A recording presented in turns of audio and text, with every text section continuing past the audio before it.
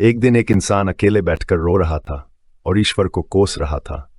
उसने कहा, प्रभु मेरे पास बंगला, गाड़ी, बीबी, बच्चे, दोस्त, रिश्तेदार, नौकर चाकर सब है, फिर भी मैं दुखी हूं। ऐसा क्या कारण है जो मुझे सब कुछ होते हुए भी दुखी रखता है? उसकी बातें सुनकर ईश्वर मन ही मन मुस्कुराए और उन्होंने ठान लिया कि आज इसे ज्ञान का अमृत पिला ही देता हूं।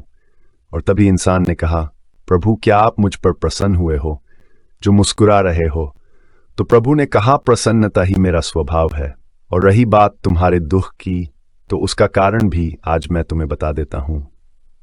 तुम्हारे दुख का कारण है तुम्हारी समझ और उसमें पनपी तुम्हारी नासमझ वाली जिद है।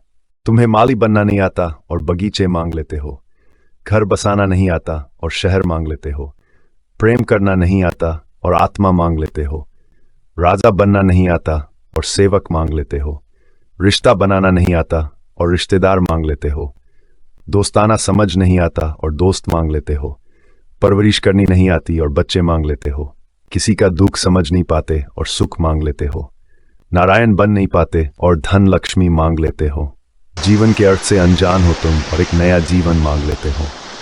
राम के दुख से भी लोगों को लगाव था और रावण की सोने की लंका से घृणा। तुम ऊपर से कितना भी जिद्दी बनकर चीजें बटोरते रहो, पर तुम्हारे अंदर जो बैठा है उसे तलाश राम की, इसीलिए तुम दुखी हो। मैं उन लोगों को भी वो सब दे देता हूं जो उसे संभाल नहीं पाते। उनकी जीद की वजह से वो मुझसे वो सब पा तो लेते हैं, लेकिन पाकर भी संभल नहीं पाते। मैं भी ईश्वर हूं, ऐसे लोगों को मैं ये सारी चीजें दे देता हूं और वो सब मूर्ख इन्हीं में उलझ कर दुखी होते हैं।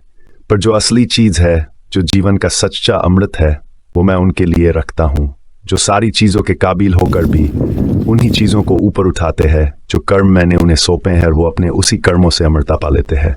वो खुद एक नया जीवन बन जाते हैं।